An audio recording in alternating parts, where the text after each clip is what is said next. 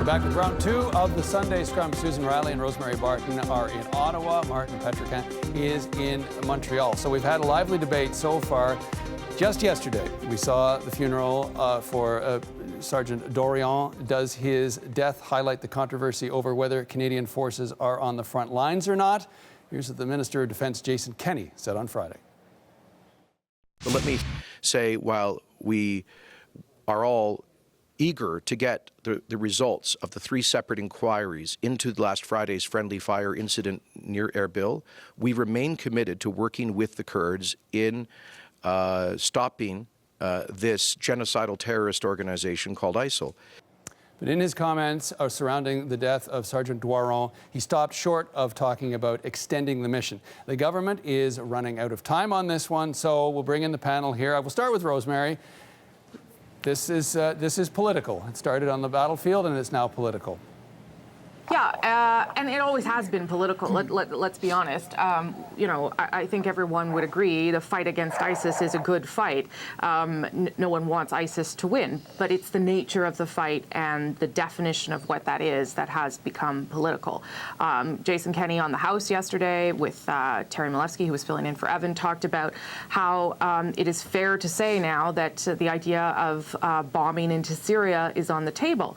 And that then makes the mission even more hotly political. You can understand why he's saying it for operational reasons, because ISIS is being pushed back into Syria. So at some point you're going to run out of targets within Iraq. It doesn't make sense to only bomb in Iraq if you're really out to get ISIS. But the government, if it's going to extend the mission, and it certainly sounds like it's going to, the deadline is up on April 7th, we'll have to, I think, better define what the nature of that mission is going to be going forward, because it's not going to be what it has been for the past 6 months. And you could argue that it never was what the government said it was going to be anyway, that it evolved so quickly from when they defined it to what it is now.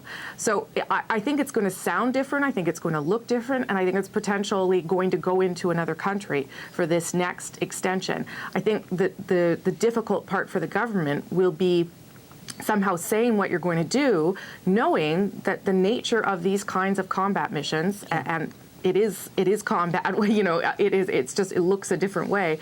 They do change when you're on the ground. And that's hard for the government to control. They really, really can't. So. Yes, as a matter of fact, I'm going to cut the government some slack on this whole issue.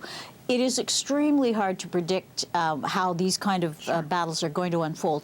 I think I'm not impressed with Mr. Mulcair when he, as he did this week in the House, when he presses, you know, are we in combat, are we not in combat? To me, it's angels dancing on the head of a pin.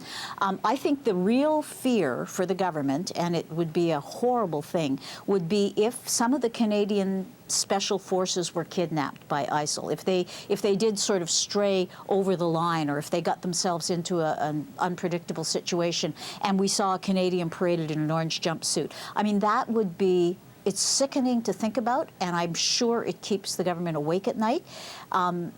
Yeah, and but apart from that, I just am not sure that there's any political gain to be had in just opposing the mission per se.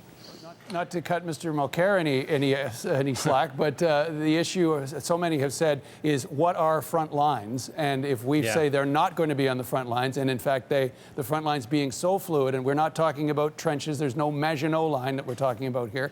So, Martin, what do you think?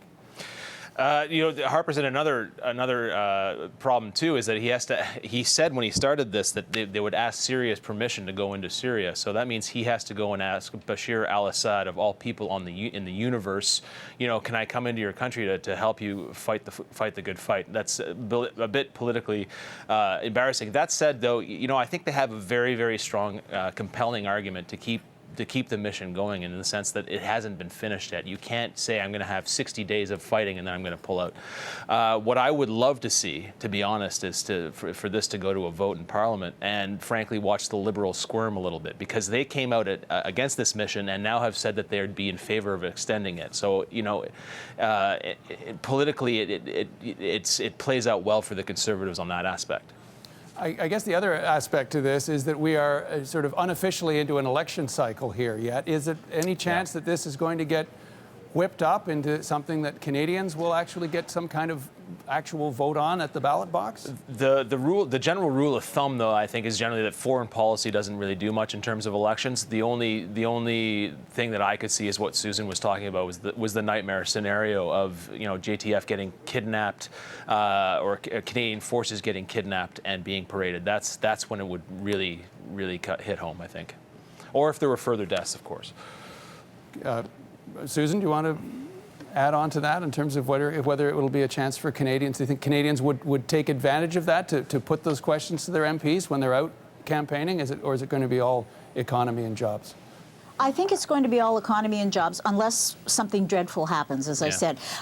You know, the other thing, too, just to step back for a minute, the New York Times had an interesting story this week about the Iraq Army's advances in Turkey. They've retaken that city, or at least they've retaken parts of the city.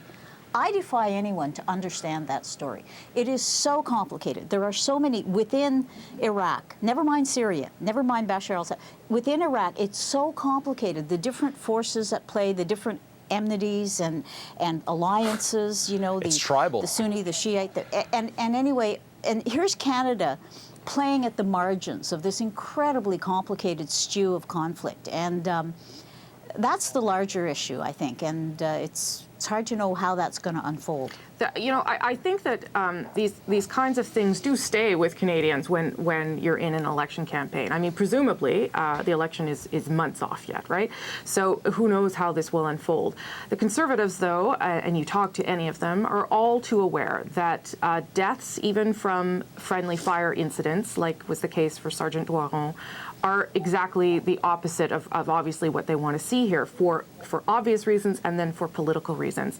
You heard the Foreign Affairs Minister, Rob Nicholson, 2 weeks ago muse about how from a length period of time, this fight may turn out to be like the fight in Afghanistan. Mm-hmm. Well, that may be in terms of the time period, but if we were ever to get to a situation where it started to turn into Afghanistan, where we lost, you know, many, many lives, that's when it becomes a real difficult position for the Conservatives. I think right now, most polls suggest there is still broad support for what is happening in the fight against ISIS. And so that gives the government some comfort that it can continue here. It also thinks that it's doing the right thing.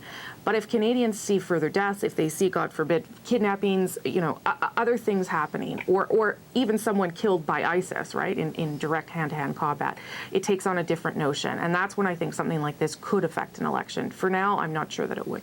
But I don't think the government wants to go in that direction at all. They've been really clear about not committing ground troops. And Mr. Nicholson's comments about Afghanistan really, when you parse them, refer more to the ongoing humanitarian effort.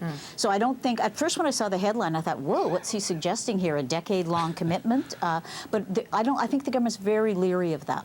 Martin, quick final word from you. Yeah, again, you know, it's crazy that this is all happening in the crucible of an election, and that sort of distorts a lot of things. And automatically, you know, you can see that already, as I mentioned before, that political parties are sort of stacking where this is going, and it's an indication of how popular this is, that the Liberals have sort of switched feet on this. They were against the mission before they were for it, which is very telling indeed. Guys, I'd like to thank all of you for my first Sunday Scrum. It's been a pleasure. Hopefully we can work again sometime soon. Thanks, Martin, John. Martin Thanks, John. Petrican, Susan Riley, and Rosemary Barton joining us from Ottawa.